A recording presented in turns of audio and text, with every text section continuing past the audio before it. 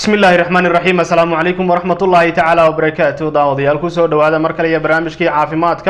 oo toddobaad walba oo kale xilligan idinkaga imaada magaalada Nairobi barnaamijku si gaar ah wuxuu idinkaga imaanayaa isbitaalka International Health Center oo ku yaala xaafadda Soomaalida ee degtay isliik soo horjeedka Hotel Moonlight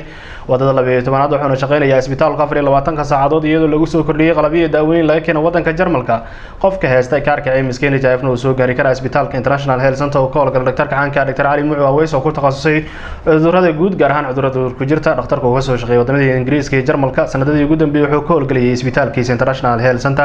sidoo kale dhakhtarku wuxuu qorsheynayaa sanadkan aanu ku jirno hadii ay bakaraali noqdo in bilaha ugu horeeya uu gaar magaalada Muqdisho halkaas uu ka howlgali doono isbitaalkiisa ku yaala magaalada Muqdisho oo dhawaan la furi doono waxaan rajaynayaa in dadka Soomaaliyeed ee ku nool gobolada dalka ay gaari doonaan marka dhakhtarku uu tago isbitaalkiisa ku yaala magaalada Muqdisho barnaamijka toddobaad walba oo kale waxaan ku soo qaadanaa mowduuc gooniya caawa waxaanu bilaaweynaa 4 qodob oo ka kooban cudurrada ku dhaca lafaha caawa hadii bakaraal noqdana waxaanu ku bilaaweynaa cudurrada ku dhaca jilbaha balse intaan gudo gelin barnaamijka waxaan jeclahay inaan ku soo dhaweeyo doctor ku soo dhaw barnaamijka bismillaahir rahmaanir rahiim Abdullahi horta marka ugu horeyso waxaan ku leeyahay adiga iyo tiimkaaga oo dhan sanad wanaagsan sanadkan sanadkiis ilaahay inuu na wada gaarsiiyo anagoo wada caafimaad qabna aad iyo aadna waan kugu mahadcelinayaa soo dhaweynta aad soo dhaweynayso waxa kale aan rabaa inaan mahadceliyo Somali Cable shaqaalaheedii madaxdeedii meel kasta ay joogaan bidhan iraada aad baad u mahadsantihiin sanad wanaagsan marka xigta waxaan rabaa bulshada Soomaaliyeed meel kasta ay joogaan ummadda Soomaaliyeed horta marka ugu horeysa inaan iraado sanad wanaagsan marka xigta salaamu calaykum waraxmatullaahi wabarakaatuh qaasatan reer Kenya aan waqti xaadir la joogo waxaan leeyahay salaamu calaykum waraxmatullaahi wabarakaatuh Abdullahi oo intaas hadaan ku harin aan ku sheego sanadkan hadda waxa la qalabeynayaa isbitaalkii baa la qalabeynayaa ma garanayo ilaa goormuu noo dhamaan karaa ilaa x-ray-gii iyo wixii kale la isku baarayay oo dhan baa la geenayaa iyo wixii dhiigga lagu baarayay oo dhan marka waxaan rajaynayaa inuu noo dhamaado ilaa sanadkan ma aragtay bisha saddexaad inay noo dhamaadaan markaas kadib inaan cabirto hadduu alla idmo inaan meeshaas tago haddii anaga de nabad aan qabno nool ah aan rajaynayaa meeshaas inaan tago hadduu alla idmo marka ilaahay anagoo caafimaad qabnaa sanad walba ilaahay saahayno wada gaarsiiyo oo caafimaad iyo nabad iyo barwaaqo anagoo aad ma santa intaana barnaamijka qaybihiisa kale aanu sheegnay aanu bilaabin isbitaalka qalabiyada dadka Soomaalida inta badan waxay u aadaan dibadaha aadaan iyagoo cudurro qaarkood ay leeyihiin dalka wax looga qaban karo dibadda lagu soo daaweynaya qalabiyadaas oo kale ma laga heli doonaa isbitaalka Abdullahi horta waxay ku xiran tahay aad iyo aad waxay ku xiran tahay cudurka qafka markaas uu qabo waxay yihiin marka waxaad ogaanaysaa Abdullahi aad ogtahayba annaga haddii ay noqoto inkastoo qalab badan waliba tuubada caloosha la geliyo tuubada xagga dambe la geliyo iyo tubooyinka la isku baaro iyo dhiigag badan oo la baaro iyo raajadii iyo wax kastaaba waan qaadaynaa haddii laakiin ay dhacdo cudur ma aragti xoogaa ka adag aan meeshaas ku daaweyn karin Nairobi baan ku leenahay xarun baan ku leenahay oo International Health Center Nairobi la yiraahdo xaruntaas ayaa loo soo dirayaa wixii meeshaas anaga dhaqaatiir baan leenahay oo wax walba qaban kara marka waxaan rajaynayaa waxyaalo badan inaan Soomaalida u qaban karno laakiin Soomaalida waxay u badan tahay Abdullahi in cudurrada ay qabaan wax la daaweyn karo uu yahay iska fudud yahay laakiin ayaga buufis inta wada galay waxay leeyihiin Hindiyaan tagayaa Hindi baa la isku soo baaraya wuxuu ku leeyahay dad baan arkay Hindiya ka yimid halka yimid tub baa la soo geliyay kaas baa la soo sameeyay hadda wixii waxaas oo dhan halkaan aan ku sameyn karnaa tikitka lagu fuulayo diyaaradda qarashkiisa ay ka bixinayaan uma baahna inay bixiyaan halkaan haddana carar bay ku jiraan oo Soomaalida waxaad u moodaa dabada in laga haysto ama la burinayo oo la ciirsanayo aad moodaa ilaahay bal dadkan caafimaad siiyo laakiin wax badan hadduu alla idmo ilaahay wax qabad iskale ayaanu qaban karnaa haddii ilaahay idmo هذا وما سنتهاي وأنا رجينا dad badan oo ku nool wadankani Kenya gaar ahaan magaalada Nairobi inay soo gaari doonaan isbitaalkan ku yaala magaalada Nairobi iyo sidoo kale qorshahaaga ku aadan magaalada Muqdisho isbitaalka laga furi doono magaalada Muqdisho oo qalabeyntiisa iminka ay ka socoto magaalada Muqdisho waxaa daawadayaal qaybihii hore ee barnaamijka ayaa daawanaysaan goordhow ayaan isugu soo laaban doona hadii bakar aan noqdo waxaan iminka idin ku soo dhaweynaya qadar adeega bulshada oo ku saabsan isbitaalka International Health Center ama iminka waxaad kala soo xiriiri kartaan taleefanka shaashada idinkaga muuqda bishaaro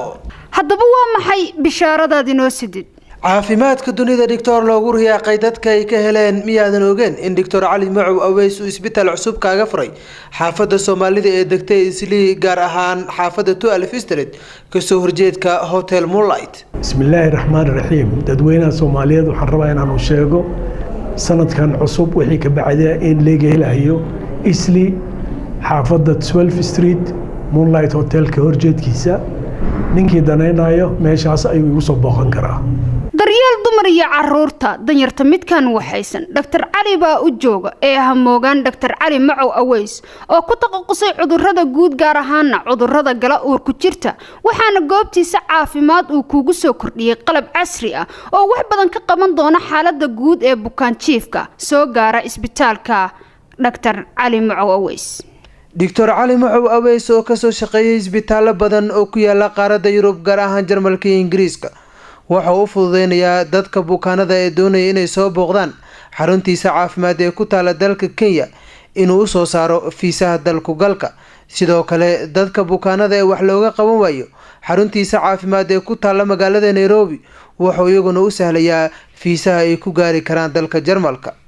haddaba wixii faahfaahintaasi dheer kala xiriir ciwaanada iyo taleefanada shaashada kaga muuqda وهاي داوديل soo noqod wanaagsan qaybihii hore ee barnaamijka caafimaadka ayaa daawanaysaan toddobaad walba oo kale xilligan barnaamijka waxaan ku soo qaadanaa mowduuc gooni ah caawa hadii bakar noqdana waxaan uga hadlaynaa oo afar qaybood aan u kala qaadaynaa qaybta ugu horeysa caawa aan uga hadlaynaa cudurrada ku dhaca jilbaha waxaan nagala qayb galaya dhaqtarka aanka Dr. Cali Macow Aweys oo ku taqasusay cudurrada guud gaar ahaan cudurrada uur ku jirta dhaqtarkuna mar walba halkan ayuu diyaar idinku yahay inuu tala caafimaad idinka siiyo waxaana ka howlgalay isbitaalkiisa International Health Center oo ku yaala magaalada Nairobi isbitaalkuna wuxuu shaqeynayaa 24 saacadood iyadoo lagu soo kordhiyay qalabyo iyo daawooyin laga keenay wadanka Jarmalka qofka haysta kaarka ee miskiin jaayifna uu soo gaari karaa isbitaalka International Health Center oo ku yaala magaalada Nairobi qofka doonayana wuxuu kala soo xiriiri kartaa taleefanka shaashada idinkaga muuqda sidoo kalena isbitaal dhakhtarku wuxuu qorsheynayaa in isbitaalkiisa ku yaala magaalada Muqdisho bilahan nagu soo foodalay oo sanadkan aan ku jirno cusub ee 2019 in magaalada Muqdisho isbitaalkiisa ku yaala qalbeyntiisa uu socoto inuu fariisan doono oo halkaas uu adeegi doono bulshada Soomaaliyeed ee ku nool magaalada Muqdisho iyo gobolada kale ee dalka ku yaala aan soo noqono barnaamijka ayaan guda galeynaa doctor cudurkan jilba xanuunka marka hore intuu ka yimaada Cabdullaahi aad iyo aad baan kugu mahad celinayaa barnaamijkan caawa anagoo wada jir ah aan Soomaalida ma aragti meel kasta ay joogtaba aan ka tusi doono cudurkan siduu yahay iyo xanuunkiisa marka aan dib u soo noqdo oo mataqaanaa horta cudurka wuxuu ka bilaabanayaa laba cudur baa jira oo lafaha gala midna waxa weeyaan rheumatoid arthritis midna waxa weeye arthritis ama osteoarthritis wax la yiraahdo marka maxay ku kala duwan yihiin markii aan ku sheego waxay ku kala duwan yihiin horta rheumatoid arthritis laba jirka ama saddex jirka ku bilaaban karaa ilaa 80 jirka ayuu ku dhici karaa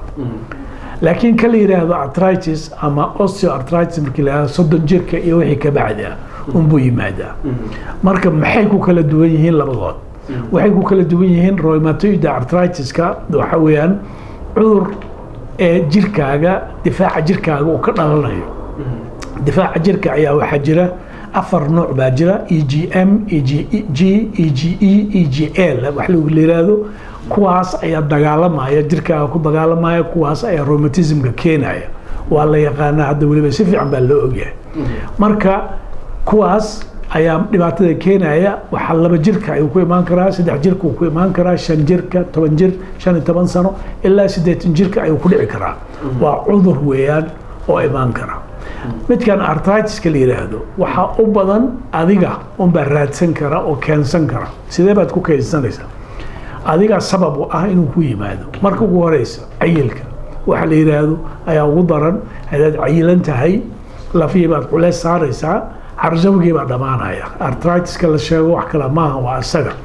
markii carjawga uu dhamaado oo lafiya istaabtaan oo inflammation imaanaya, marka osteoarthritis la yiraahdo, marka wuxuu isu bedelayaa inflammation la yiraahdo oo jirkaaga dhan ku jira. marka waxa weyn abadiyan waa inaad dawo ka qaadataa, lamaha in la iska deyn karo. laakiin haddii cudurka uu kugu cusub yahay oo cayilka aad iska rido, xanuunka wuu ka bacaya, wuu ka haraya oo badlaankaad kala maraysa. laakiin haddii cayilka aadan ridin oo fadhigaaga uu sii bato, xanuunkaaga uu bato waa badanaya. markuu fadhiga bato xanuunkii baa badanaya,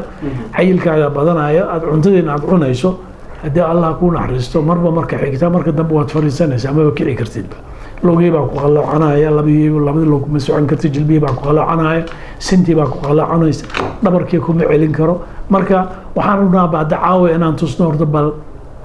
jirka maxaa loogu talagalay culayskiisa iyo lafaha celinaya bal intay la eg yihiin. haddii aad u fiirsato waa wax cajiib ah, laakiin saas ay tahay wax loogu talagalay 60-70-75 kiilo ayaa 120 kiilo la saaraya, waa double. marka waxa culayskaas hadaad saarto lafihii baa kala leexanayo oo aan ku celin karinba. jirkii marka way ku taagan yihiin, jilbahaas ay ku taagan yihiin iyo lugaha hoose ay ku taagan yihiin. haddii kaas aad samayso lugihiina saasay noqonayaan, jilbihiina ama saasay noqonayaan. culayska markuu bato adiga dalbaad yeelanaysaa ama loo gadaf baa noqonaysaa oo lugihiiba ku gadoobayaan oo saasaad noqonaysaa. marka dhibaatadaasaa imaanaysa. dhibaatadaasna waxaa keliya keeni karaa waa culayska. culayskana waxaa keeni karaa cuntada aad cunayso, wax kale ka imaan maayo. alla cunta ma cuno ay ku leeyihiin dadka ee culayska badan. aniga cunta maba cuno, laakiin intaasay daldalayaan ay cunayaan, laakiin maba cuno ay ku leeyihiin. daa ku ilaada candhuufteeda ilaahay ii bixiyay, waxaas ma jiro. cilmiga annaga aan baranay waxaa la ogyahay markaad cunto unba wax noqonaya, haddaadan cunin waa dhamaanaysaa. waxaad ku garanaysaa ummadan ma aragtay ee abaarta ku dhacda, markii abaarta timaado oo cuntadii yaraato oo wax aan la cunin oo hal mar jeer kaliya la cuno, qafkii wuu dhamaanaya. wax kale maaha, cunto la'aantaas aad dhamaynaysa, wax kale maaha. marka laba nooc unbaa lagu dhamaan karaa. haddii aad tahay cudur hadduu ku galana oo cudur ilaahay intay muslim ah ka koriyo, waliba soomaalida khaasatan cudurka la yiraahdo kansarka hadduu ku galo waa dhamaanaysaa, jirkaagii wuu dhamaanaya. cudurkan la yiraahdo sokorta iyo haddii uu qabtana wuu ku dhamaanaya, aadan daawo lagaa siin.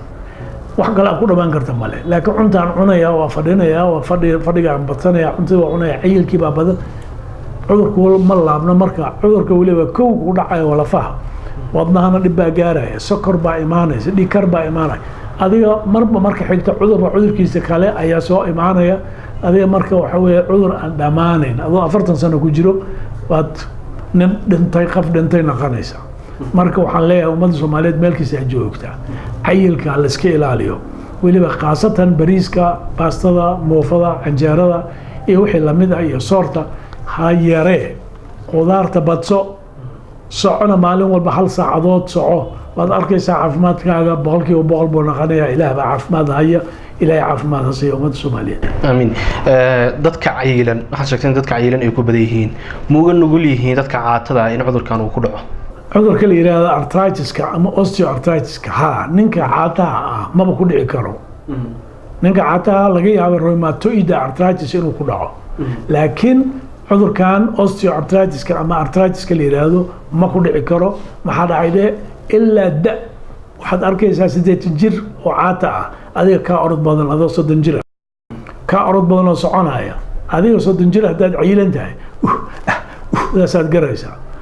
ma neebsan kartid, neefta waa ku dhabaysa. marka cayilka waa ugu nugul yahay 100%. aad u mahadsan tahay. iminkan waxaan jecelnahay annaga iyo daawadayaasha inaad na tusto muuqaal ku saabsan qaabka uu eg yahay cuduradan marka hore halkay ka yimaadaan. hadda waxaan rabnaa inaan tusno bal horta hore waxaan xaggan waxaad arkaysaa qafkii madaxii, meeshaas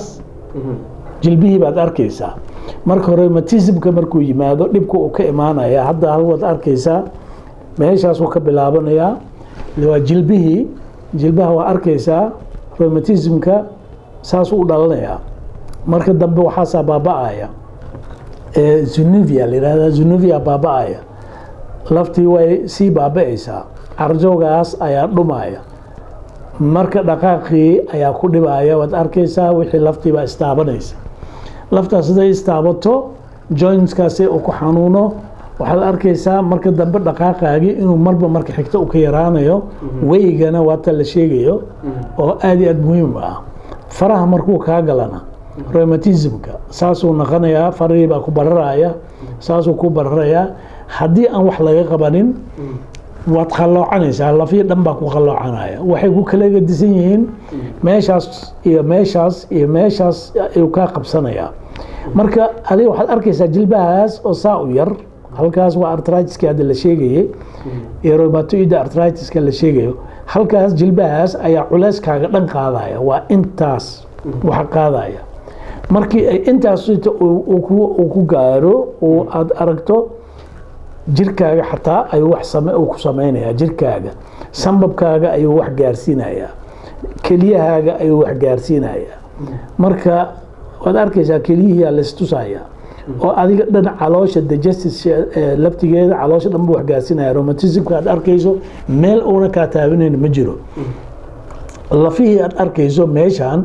ayaaba culeyska dhan qaadaya oo sida culeyskaas hadduu bato haddee waxaa imaanaya meeshaan inay laftaas intaasay dhammaato meeshaas istaabato marka hadda waxay kutusaysaa meesha dhan dhagxaan baa ka dhalanaya yaryar badan inflammationkaas markuu yimaado waxaan waa inflammationkaas hadduu galo lafihii buu burburinayaa oo baabi'inayaa markuu baabi'iyo oo lafihii oo dhan ay kaa baaba'aan adiga socodkii baa ku dhibaya marka jirkaagii adiga waxaad dareemaysaa lafihii dhan baa ku xanuunaya cudurku maba laabna laftii meeshaas wixii oo dhan baa dhammaanaya waxaas aad arkayso waa infectionkii dhagxaan buu noqonayaa marka waxaad dhahaysaa meeshaas iyo feeri waxaasaa imaanaya meeshoo dhan baa ciriiri noqonaysa oo inflammation noqonaya oo socodkii maba socon kartid marka dambe gaari baad fuulaysaa haddaan wax laga qaban marka horta cudurka saas ayuu noqonayaa jilbihii baa bararaya aad arkaysaa barar xoog leh laftii baa istaabanaysa hadda istaabadkii baa la gaaray adiga waxa weeye markaas cudurku maba laabna finish lafihii dhan baa burburaya isku burburaya culeyskaagii intay kala saaraan wixii oo dhan hadda waxaas waad laabi kartaa markaan ma laabi kartid markii ay kugu dhacaan gacantaada markuu ku dhaco marka kolley wiiga dambe ayaan ka hadli doonaa rheumatismka oo dhanba laftigiisa iyo dhabarka iyo meel kasta uu galo ayaan ka hadli doonaa insha allah cabdullaahi saad arkayso lafaha saasaa loo qabsan karaa jilbahaas sinta iyo mataqaanaa siduu hadda sheegay labada garbood garba looxda la yidhaahdo qoorta meeshaas dhan buu gelayaa kolleyba gabal baan u kala qaadan doonaa barnaamijta xanaan ka dhigaynaa oo soconaya laakiin hadda waxaad arkaysaa haddii culeyska uu yimaado laftiya istaabanaysa waa isburburinaysaa oo lafta hadday istaabato dhibaato badan baa ku imaanaya socodkii baad gabaysaa marka culeyska waa osteoartritiska waxa la yidhahda ama artritiska la yidhahdo culeyskaas ayaa 100% saameyn ku leh waxaad dareemaysaa cabdullaahi oo haddii hargab yar uu kugu dhaco ood labeelku gasho oo qunfac ku yimaado lafa xanuun baa ku imaanaya inflammation baa ku imaanaya marka waxaa jira cudur kaloo ma aragtay oo dhuunta laftigeeda oo gala la yiraahdo tonsillitis oo dhuuntaas inta ma xadan kala karin dhuuntaas markii ku xanuunta wax laga qaban aan dawo laga qaadan wuxuu noqonayaa jilbihii uu galayaa rheumatic fever wax la yiraahdo ayaa imaanaya rheumatic fever hadduu yimaado jilbihii adiga dhibaato badan marka keliya uu galaya minimal change glomerulonephritis wax la yiraahdo marka jilba lafiyo oo dhan arthritis osteoarthritis rheumatoid arthritis waa isu ka tagaya marka waxaa leeyahay haddii dhuul xanuun badan aad dareento aad wax ka laqi karin sida u dhaqsaa badan dhakhtar u tag inteedan gaarin heerkaas lafaha iyo wadnaha iyo wax u kaa gaarsiinin rheumatic feverka haddii aad mataqaanaa culeysayna culeyska iska yaree haddii osteoarthritis mise rheumatoid arthritis-ka aad qabto oo cudurkiisa uu ku yimaado intaad ka burburta ha sugin u tag dhakhtar dawaa lagu siinayaa marmar waxaa loo baahan yahay chemotherapy wax la yiraahdo laakiin macna malaha daawadaas hadaa qaadato wuu kaa istaagaya wax walba wuu kaa joogsanaya hadduu alla idmo marka waxaan leeyahay ummadda soomaaliyeed ha lagu dadaalo caafimaadka aad ma santahay dib ayaan kugu soo laaban doonaa daawadayaal qaybihii dhexe barnaamijka caafimaadka ayaa daawanaysaan barnaamijkuna toddobaad walba oo kale xilligan wuxuu idinkaga imaadaa magaalada Nairobi gaar ahaan wuxuu si toos idinkaga imaanayaa isbitaalka International Health Center oo ku yaala xaafadda Soomaalida ee degtay Islii ka soo horjeedka Hotel Moonlight wadada 12aad wuxuuna isbitaalku u shaqeynayaa 24 saacadood iyadoo lagu soo kordhiyay qalabyo daawooyin laga keenay wadanka Jarmalka qofka haysta kaarka caymiska NHIF-na uu soo gaari karaa isbitaalka International Health Center oo ka howlgala dhaqtarka caanka Dr. Cali Muxuu Aweys oo ku takhasusay cudurrada guud gaar ahaan cudurrada uur ku jirta dhaqtarka oo ka soo shaqeeya wadamada Ingiriiska iyo Jarmalka sanadadii ugu dambeeyay wuxuu ka howlgalay isbitaalkiisa International Health Center oo ku yaala magaalada Nairobi gaar ahaan xaafadda Soomaalida ee degtay Islii waxaana sanadkan cusub ee ku jirno 2019 ee bilowga ah bilahan ugu horeeya oo qorsheynaya dhaqtarku inuu gaaro isbitaalkiisa ku yaala magaalada Muqdisho oo iminka ay socoto qalabeyintiisa waxaana sidoo kale dhaqtarku uu jecel yahay inuu wax u qabto dadweynaha Soomaaliyeed ee ku nool adduunka dacaladiisa gaar ahaan wadankani Kenya iyo sidoo kale Soomaaliya isbitaalkiisa ku yaala magaalada Muqdisho hadii uu gaarana waxa sidoo kale loo qorsheynayaa in dadweynuhu ay kala yimaadaan gobolada dalka sidoo kale sidii ka dhacday Garowe isbitaalkiisa uu gaaray oo dadku ay kala yimaadeen Somaliland iyo gobolada kale ee dalka Soomaaliya وأجاك داود يالي من كانوا حنجعل هاي إن كوسو دوية قدر هذه قبل شذا وكوسا بسن إسبيتال كإنترناشنال هيلث سنتر دي بيان جورد ويسكوسو نقول دونا وحنا نتكلم سحرير كرتان تلفون كشاشة دين كاجا مقدا bishaaro haddaba waa maxay bishaaradaadi noo sidid caafimaadka dunida doctor loogu riyaaqay dadka ay ka heleen miyaadan ogeen in doctor Cali Muxuu Aweys uu isbitaal cusub kaaga furay xaafadda Soomaalida ee degtay Islii gaar ahaan xaafadda 12 Street ka soo horjeedka Hotel Moonlight bismillaahi raxmaani raxiim dadweynaha Soomaaliyeed waxaan rabaa inaan u sheego sanadkan cusub wixii ka bacday in laga helayo Islii xaafadda 12 Street Moonlight Hotel ka horjeedkiisa ninkii danaynayo meeshaas ayuu igu soo booqan karaa daryeel dumar iyo caruurta danyarta midkan waxaysan Dr. Cali baa u jooga ee hamoogan Dr. Cali Muxuu Aweys oo ku takhasusay cudurrada guud gaar ahaan cudurrada gala uur ku jirta waxaana goobtiisa caafimaad uu kugu soo kordhiyay qalab casri ah oo wax badan ka qaban doona xaaladda guud ee bukaan jiifka soo gaara isbitaalka Dr. Cali Muxuu Aweys Dr. Cali Muxuu Aweys oo ka soo shaqeeyay isbitaalo badan oo ku yaala qaaradda Yurub gaar ahaan Jarmalka iyo Ingiriiska waxa uu fududeynayaa dadka bukaanada ee doonaya inay soo booqdaan xaruntiisa caafimaad ee ku taala dalka Kenya inuu u soo saaro fiisaha dalku galka sidoo kale dadka bukaanada ee wax looga qaban waayo xaruntiisa caafimaad ee ku taala magaalada Nairobi wuxuu iyaguna u sahlayaa fiisaha ay ku gaari karaan dalka Jarmalka haddaba wixii faahfaahintaasi dheer kala xiriir ciwaanada iyo taleefanada shaashada kaaga muuqda وأجاك داود يالي سو نقد ونكسن قيبه دحى برامج كأيا داونا إنسان قيبتي ورا برامج كده يكون دافتي أو يمكن كان نقص بيرتي وحن تضبط كان واحد لينا عذر هذا كده على لفها وتحنا هان دونا أفر قيبوت أيان وكلا قادنا قيبتي وجر رسعة وأيان بلاوني وحنا واحد لينا عذر هذا كده على لفها حنا نجلا قيب جليه وأدمر والبكوت قانا برامج كأنه نجلا قيب جله وهل كان دياري ذنكو دكتور كان كدكتور علي محو أويس وكنت قصي عذر هذا جود جاران عذر هذا وركجرته دكتور كوكاسو شقي ودم الإنجليز كيجر ملكات سنة ده يقدم بي وحكول جليه إسبيتال كيس إنترناشنال هيلث سنتر على مجال نيروبي garan xaafadda Soomaalida ee degtay Islii ka soo horjeedka Hotel Moonlight wadada 12aad waxaana sidoo kale dhaqtarku uu qorsheynayaa sanadkan aynu ku jirno 2019 in isbitaalkiisa ku yaala magaalada Muqdisho ee qalabeyintiisa ay socoto inuu gaaro halkaasna uu ka bilaabo howlihiisa caafimaad oo uga adeegayo bulshada Soomaaliyeed ee ku kala nool gobolada dalka Soomaaliya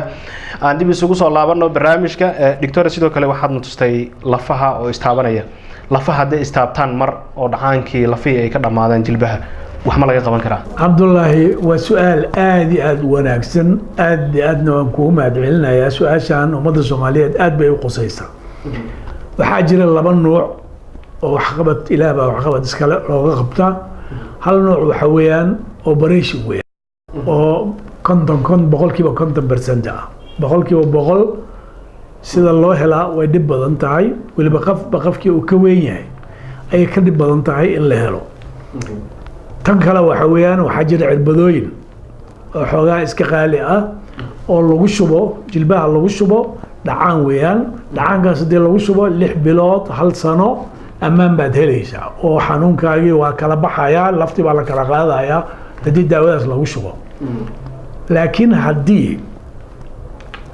daawadaas aadan helin marba marka xigta ay dhibaato ka noqonaysaa in daawo sideedaba lagu soo celiyo sidaadii hore dib meeran weeyaan marka way ka dhib badan tahay marba marka xigtaa markii adiga dhibkaaga uu kasii bato uu ka dhib badan yahay sida loo celiyo oo loo soo celiya haddii aad gabto socodkii aad fariisato oo wixii dhanba eber ay noqdaan operation in la sameeyo caag la geliyo mooyaane wax kale ma jiro aad u mahadsan tahay cudurkan maadaama dhibaatadiisa ay aad u badan tahay qaab sidee ayaa loo daaweyn karaa doctor cabdullaahi su-aashan lafteeda waa su-aal cajiib ah aad iyo aad baan kugu mahad celinayaa haddii aniga ummadda soomaaliyeed horta meel kasta ay joogtaba waxaan tala ku siinayaa goor hore waqti hore haddii wax laga qabto ka hortag la sameeyo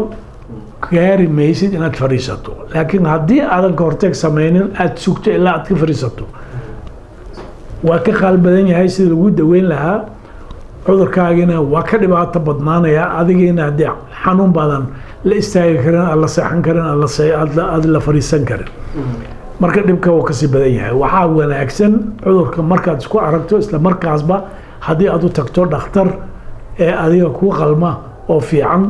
oo kuu sameeya inaad u tagto ayaa ka wanaagsan daawooyinka marka qofka la siinayo ma daawooyin uu abidkiisa oo isticmaalayo mar walba oo isticmaalaya mise hal mar inta la daaweeyo kadib iska daynaya qofka cabdullaahi waxay ku xiran tahay qofka haddii 30 jir uu yahay ama 20 jir uu yahay 30 jir hadduu yahay 40 jir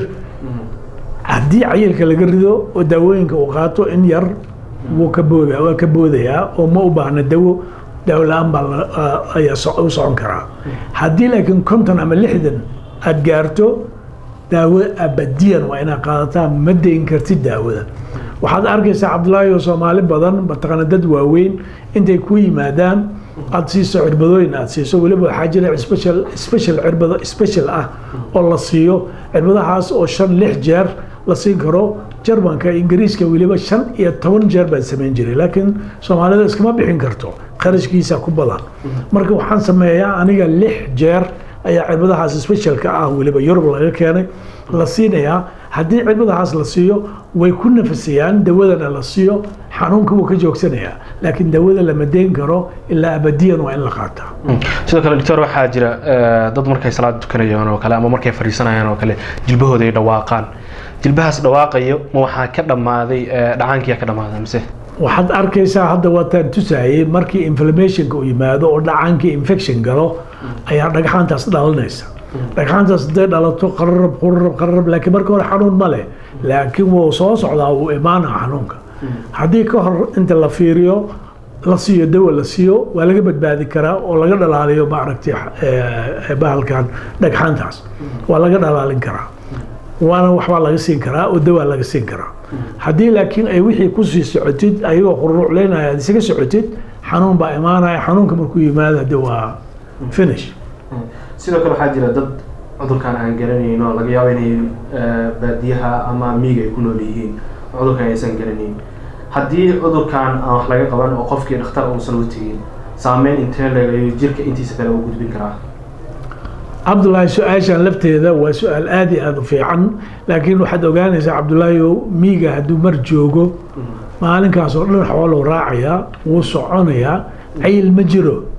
caano cad iyo caanuu ku nool yahay ninkaas bariis iyo baasta iyo moof la daldalo ma qabyo iyo fadhi badan ma leh ilaa maalinkaas oo dhan xooluu raacayaa habeenkii wuu soo celinayaa xoolihii wuu soo celinayaa ama meel buu ku ururinayaa maqribkii uu ka nasanaya subaxii salaadii hore u kacaya haddana marka miyiga way ka caafimaad badan yihiin dadka magaalada degan maxaa dhacay marka ugu horeysa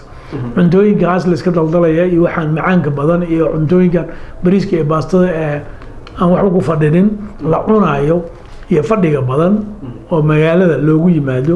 kaas ayaa dhibkiisa ugu badan laakiin markii ay tahay miyiga waxaa ugu badan rheumatoid arthritis haddii kaas uu galo ninka miyiga uu ku murmurayaa maxaa dhacday intii dhakhtar laga geeyo waxaan arkay garow aan arkay dad gaari lagu sida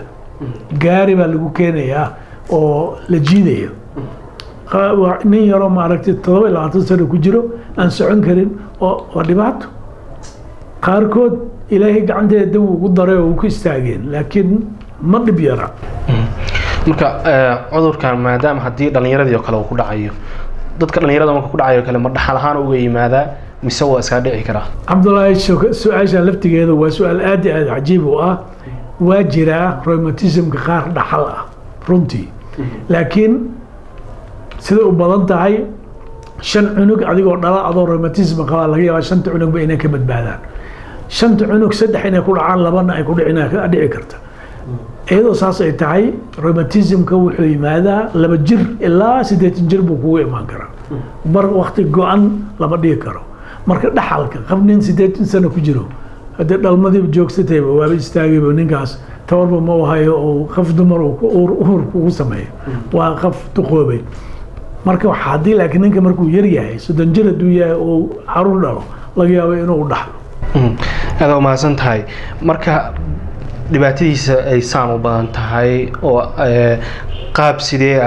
ayaa looga hortegi karaa oo qofku ku ogaan karaa cudurkan marka hore inuu hayo dad qaar laga yaabaa inay u maleeyaan dad istaago kale oo la dhaho riix oo kale dadka hayo kale inay dhahaan riixan hayo lagu istaago kadibna ay caadi noqdaan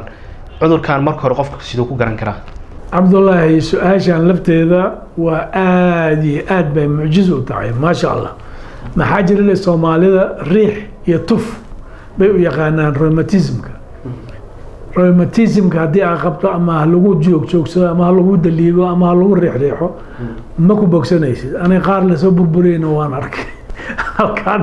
ayaan ku arkay qaar inta lagu soo joogsaday soo burburay soo jajabay marka waxa weeyaan waxa murqa xanuun iyo intay hawa ku gasho oo murqahaas lagu daliigayo maahane haddii rheumatoid arthritis uu kugu dhaco daliigna wax kaama taro haddii lagu riixriixana wax kaama taro inkastoo jimicsiga uu fiican yahay oo adduunka dhan maanta laga ictiraafsan yahay jimicsiga in la sameeyo laakiin daawo la-aan ma soconayso jimicsi lama samayn karo ilaa xanuunkaagiibaanba u adkaysan kara jimicsiga daawada marka lagu siiya ayaa xanuunka kaa degaya markuu dego ayaad helaysaa mataqaanaa relief markaasaa lagu daligi karaya lagu socodsiin kara aada u mahadsan tahay ugu dambeyntii maxaa tala caafimaad aada u sii jeedi lahayd dadweynaha Soomaaliyeed naga daawanaya telefishinka Somali Cable anagoo qaybtii ugu horeysay ee Lafaha gaar ahaan Jilbahan toddobaadkan uga hadlayno cabdullaahi aad iyo aad baan kugu mahadcelinayaa waxaan leeyahay ummadda Soomaaliyeed meel kasta ay joogto horta caafimaadka lagu dadaalo haddii Jilbaha aad dhibka qabto u tag dhakhtar sida ugu dhaqsaha badan intaan lagu gelinin MRI iblaayo iyo intaan lagu gelinin oo kharashkiisana cirka marayo horta raajo yar haddii lagu saaro waa la garan karaa cudurkaaga meeshuu ka yimid iyo meeshuu u socdo markaas haddii dhakhtarka adiga uu cudurkaas wax ka garan kara aad hesho cirbadooyin baa lagu siinayaa dawaa lagu siinayaa xanuunkaaga wuu ba'ayaa wuu kaa joogsanayaa laakiin haddii aad ku sii socoto weliba waxaan arkay halkan cabdullaahiyow qof walbaaba MRI soo gal jilbihiiba MRI laga saaraya nin hadda ayaan dhexdaasaan aragnay dhagxaan baa aan ku aragnay maaragti keliyahana dhagxaanteeda MRI-ga sida lagu arkaa way adag tahay haddayna wax waaweyn ayna ahayn ka MRI baa laysoo saaray dhagax laygama soo helin buu ku leeyahay warniyo annagana wareerin haddii aad rabto dhagaxii lagaa daweeyo xanuun baa ku haya xanuunkaa lagaa daweeyo haddii kale iska daa dawada iska daa adigaa soo noqon doona marka Soomaaliya way iska madax adag tahay ayagii baa wada dhakhaatiir ah nin walba asaaba wax ka og adigii 38 sano ku soo jiray qafkaasaaba ka og oo intaas oo sano aad soo waday marka caafimaadka lagu dadaalo ayaan dhahayaa meel kasta ay joogaan dhakhtarnimada aad wadatiin iska daaya baan oranayaa waa rajaynayaa in dad badan taladaas ay qaadan doonaan oo dhakhtarnimada iyo daawooyinka meelaha laga gato iska dayn doonaan وهاجا داوديال intaas ayaan ku soo gabagabeynaa toddobaadkan barnaamijkii caafimaadka oo idin kaaga imaanayay magaalada Nairobi gaar ahaan barnaamijku wuxuu idin kaaga imaanaya isbitaalka International Health Center oo ku yaala xaafadda Soomaalida ee degtay Isliika Sorjeedka Hotel Moonlight oo 12 isbitaalku wuxuu shaqeynaya 24 saacadood iyadoo lagu soo kordhiyay qalabyo daaweyn laga keenay wadanka Jarmalka qofka haysta kaarka caymiska in NHIF-na uu soo gaari kara isbitaalka International Health Center oo ka howlgalo dhaqtarka caanka ah Dr. Ali Muaweys oo ku takhasusay cudurrada guud gaar ahaan cudurrada uurka jirta dhaqtarka oo aad uga barateen inuu ka soo shaqeeyo wadamada Ingiriiska iyo Jarmalka sanadadii ugu dambeeyay wuxuu ka howlgalay isbitaalkiisa International Health Center oo ku yaala xaafadda Soomaalida ee degtay Isliika Sorjeedka Hotel Moonlight oo 12 ama iminka waxaad kala soo xiriiri kartaan telefoonka shaashada idin kaaga muuqda sidoo kale dhaqtarku wuxuu qorsheynayaa sanadkan cusub ee aynu ku jirno 2019 bilaha ugu horeeyay hadii ay bakar hal noqdo inuu gaaro magaalada Muqdisho halkaasi uu ku leeyahay isbitaalka ku yaala magaalada Muqdisho oo ay ka socoto qalabeyntiisa waxaana dhaqtarku uu diyaar u yahay mar walba inuu dabiibo dadweynaha Soomaaliyeed kooda u baahan gobolada dalka iyo Soomaaliya guud ahaan Soomaaliya aan iraahdee ku dhaqan inuu gaaro halkaasi oo tala caafimaad ama daawooyin uu ku siiyo intaas ayaan kusoo gabagabeynaa dhanka farsamadii kaamiradu waxay ahaayeen cali maxamed abuukar iyo cabdullaahi jaamac aniga cabdullaahi axmed cali ee idinla socodsiinayay dhanka talaasiintuna wuxuu ahaa dhaktarka caanka Dr. Cali Mucaweys dib intaan u kulmi doono barnaamijkan lamida toddobaadka soo socda inta ka horeysa waxaan idin leenahay nabadgelyo kuna soo dhawaada qadar adeega bulshada oo ku saabsan isbitaalka International Health Center bishaaro haddaba waa maxay bishaaradaad inoo sidid caafimaadka dunida doctor loogu riyaaqay dadka ay ka heleen miyaadan ogeen in Dr. Cali Mucaweys uu isbitaal cusub kaaga furay xaafadda Soomaalida ee degtay Islii gaar ahaan xaafadda 12 Street kasoo horjeedka Hotel Moonlight bismillaahir rahmaanir rahiim dadweynaha Soomaaliyeed waxaan rabaa inaan u sheego sanadkan cusub wixii ka bacday in laga helayo Islii xaafadda 12 Street Moonlight Hotel ka horjeedkiisa ninkii danaynayo meeshaas ayuu igu soo booqan karaa daryeel dumar iyo caruurta danyarta midkan waxaysan Dr. Cali baa u jooga ee hamoogan Dr. Cali Mucaweys oo ku taqasusay cudurrada guud gaar ahaan cudurrada gala uur ku jirta waxaana goobtiisa caafimaad uu kugu soo kordhiyay qalab casri ah oo wax badan ka qaban doona xaaladda guud ee bukaan jiifka soo gaara isbitaalka Dr. Cali Mucaweys Dr. Cali Mucaweys oo ka soo shaqeeyay isbitaalo badan oo ku yaala qaaradda Yurub gaar ahaan Jarmalka iyo Ingiriiska waxa uu fududeynayaa dadka bukaanada ee doonaya inay soo booqdaan xaruntiisa caafimaad ee ku taala dalka Kenya inuu soo saaro fiisaha dalku galka sidoo kale dadka bukaanada ee wax looga qaban waayo xaruntiisa caafimaad ee ku taala magaalada Nairobi wuxuu iyaguna u sahlayaa fiisaha ay ku gaari karaan dalka Jarmalka haddaba wixii faahfaahintaasi dheer kala xiriir ciwaanada iyo taleefanada shaashada kaaga muuqda